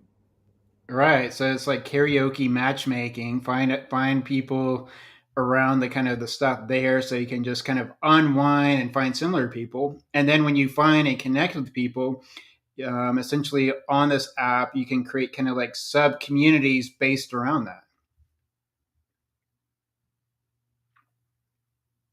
Froze up there. Uh-oh. So we are live with Frazer. They froze up a little bit. We will wait to see if their video stream comes back for us. They've got an app on karaoke. So let me just ping Frazer. Ah, there you are. How's it? Oh. Video froze up there on us, Frazer. Yeah. Can you? Yeah, it's like coming back hello, there. hello. So Can you hear yep, me? I got you. I got you. Yep. Yeah, so essentially, you can connect with people across the and create piece of content on your favorite songs. Oh, nice. Any sort of like amazing stories so far in this world of community karaoke? I mean, because this is a super niche community, like people connect on music. There have been some uh, case studies or examples that have touched people's life and have changed their lives. So, just to give you an example, one of our sub communities did a group activity where they divided their team members in different groups. In one of their group, there was this person differently able and is heavily dependent on wheelchair. So when other group members discovered that this person is dependent on wheelchair and she does not have a wheelchair, they contributed the amount within themselves and gifted her the automatic wheelchair. So the person who received this wheelchair sent a beautiful message to the community members at the admin saying there were parts of my house which I haven't seen since my birth, but with this motorized wheelchair now it is possible to see those parts. So thank you for changing my life. And another was like during this pandemic when everyone was struggling for resources, there were a couple of people who were struggling financially to pay their bills, hospital bills, etc. That's where the community came together, created a donation page, and they essentially help those uh, members on the app. So it is interesting how this karaoke community is helping and changing people's life. Wow, this is like the best thing today. I've got like pickled waffle stories and now community karaoke where it combines like two of my favorite things. And so, just kind of like what's interesting to me. So, similar question to Deepak. So, it sounds like you're very passionate about community. So, what do you love most about community, and what do you see the future holding for it as a profession? Community marketing is something that is just getting picked up in India. We are in just in nascent stage. What I love about this community is the impact that they create. No matter what your product or your business is, if you build a community in a right way or you have a basic foundation for a community, you do not have to spend massively on your marketing or for any a brand awareness thing. Like it can do for us. Like again, just coming back to community, the synonym for meetups has changed to Smule meetups in certain parts of the country. No one mention it's like a, hey, we are doing a musical meet. They will always say a Smule meetup, and this has grown organically without a zero penny on these marketing spends. So that the impact that is creating through the community. And Amazing. what I'm passionate about is like I cool people and just hearing their stories and just helping them out in their life. Nice. And what do you see the future holding for the community profession? It will be similar to what it is in US. There would be position for us as a director and VP as community marketing. There would be several roles like one Ivan Hamilton has, from Reddit to HubSpot. That is something we will see in coming years. Nice. And then for a lot of the teams are struggling around community engagement, any tips or tricks that you would recommend for people today struggling with engagement within their community? So right now, I mean, there are again two elements to it. One is people that are starting building communities focus and create a complicated strategy for their community in terms of engagement. In your initial days, you need to think what will excite the community members and what value it will add to the community members rather than focusing on strategy. Maybe focus on giving them value and giving a reason for coming them back. And once you are settled, you can have a conversations with your community members what motivates them to come back to the community, and based on that feedback you can create engagement programs. So again, as a community manager, you need to apply yourself. If you were part of this community, what would you see? And then you talk to the other community members and then create or develop the plans for it.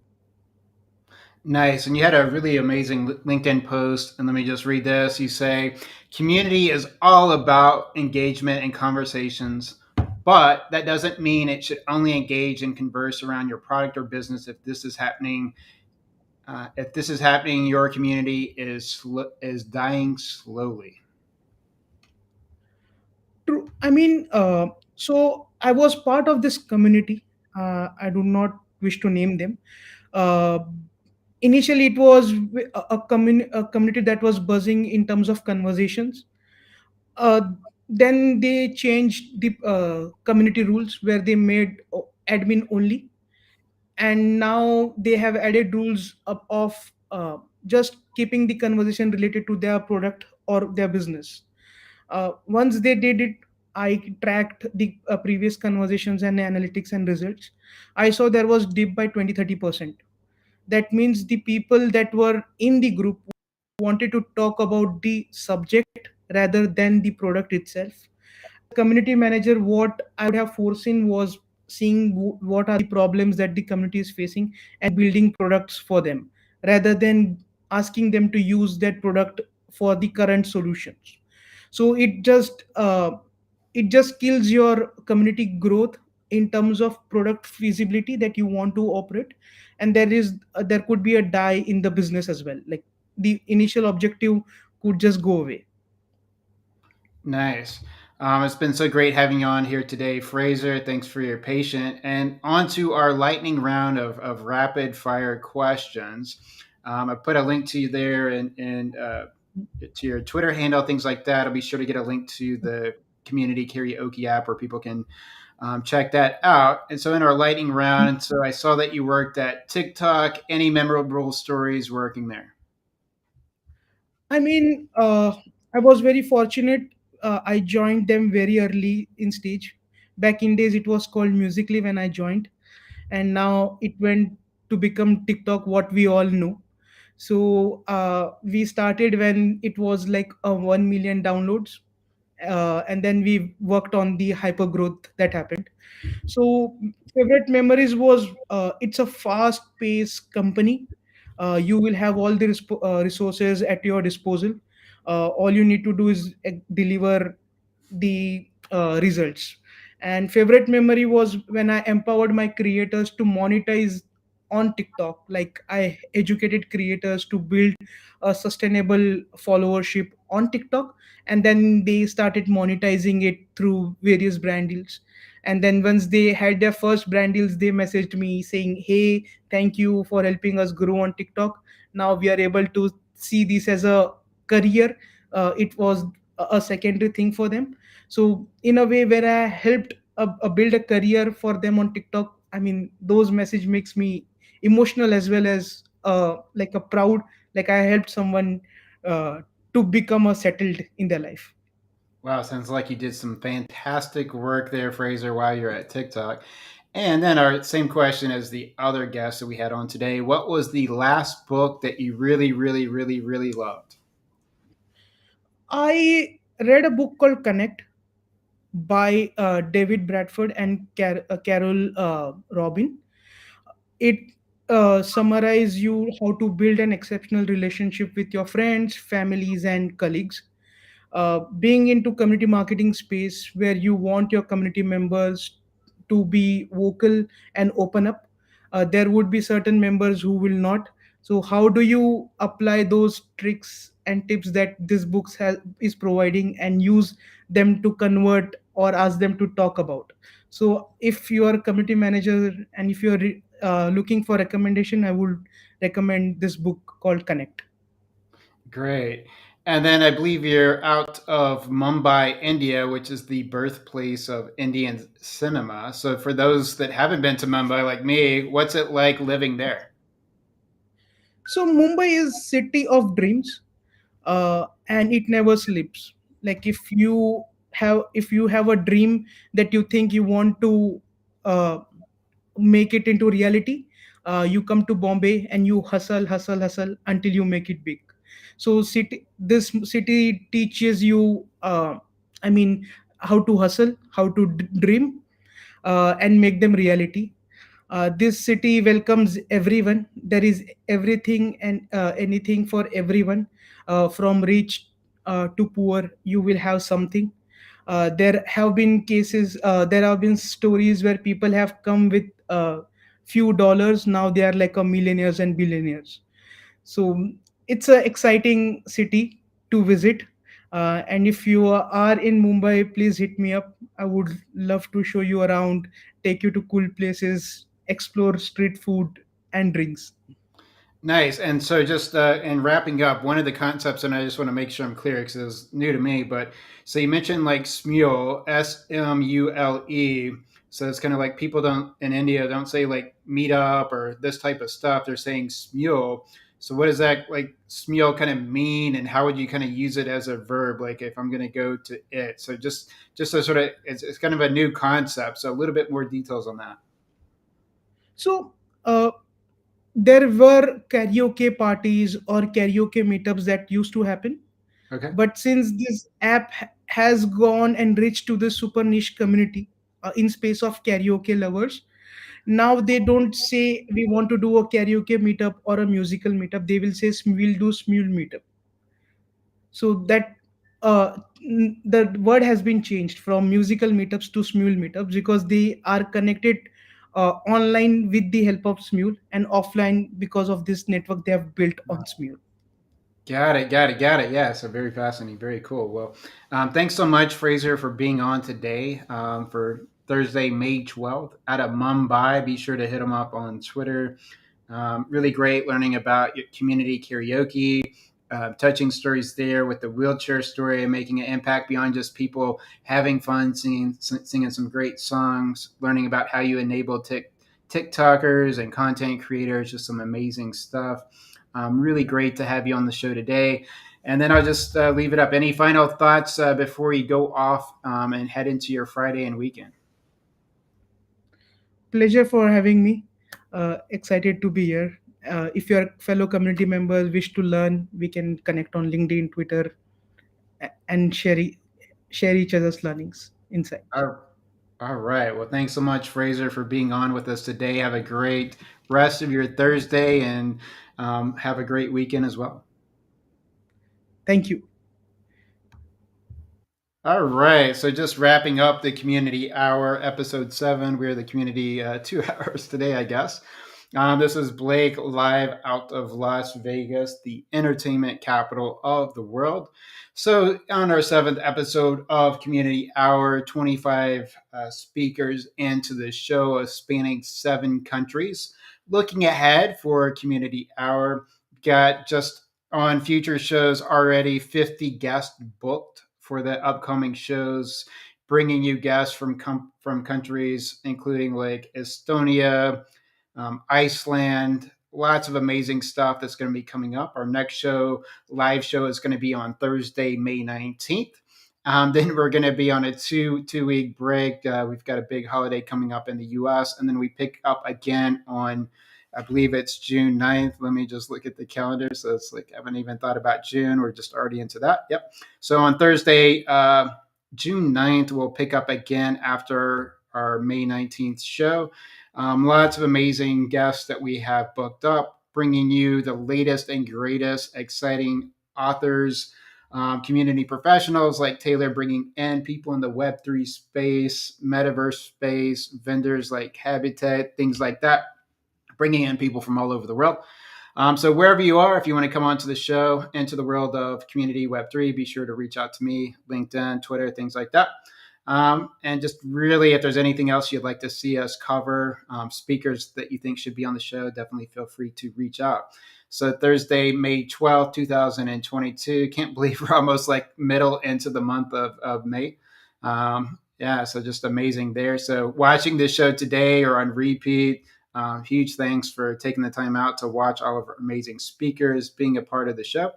And since we are kind of like, wherever you are in community, other things like that, If you just need someone to listen, to talk to, you can always reach out to me, book one-on-one time. Happy to sit down for 30 minutes, an hour, 2 hours. Anything you want to pick my brains on or just listen around community, things like that, I'm always available for wherever you are. Always happy to meet new people and connect and help out other people in any way that I can. Always available. So just hit me up on LinkedIn, Twitter, things like that. We will wrap up on Thursday, May 12th, episode 7 of the Community Hour, bringing you community stories, the latest in community from people from all over the world, 25 guests and counting today across 7 countries, and then over 50 guests in our lineup. Got the Barry shirt, Bill Hader, HBO show, amazing show, love it. Just amazing stories today of how community, not just for building brands, but making a real impact in customers' lives, and then also making a real impact in personal lives. And I thought really interesting on Taylor's side is that volunteering, you're not just bound by where you are in your location. You can volunteer anywhere in the world now. You probably have to understand the language, things like that. But for someone like Taylor, volunteering for someplace in Chicago. So there's a whole other world now, right? Where you can volunteer for places and organizations from all around the world. So just amazing what technology can do in reaching people's lives. And so many amazing efforts today, from mythicalgames.com to Groove and Grooving, to everything going on with Deepak and Habitate, and to Smule, the community karaoke app. So just huge thanks. Have a great rest of your Thursday. And until next time, see you back live Thursday, May 19th for episode 8 of the Community Hour. This is Blake. Take care.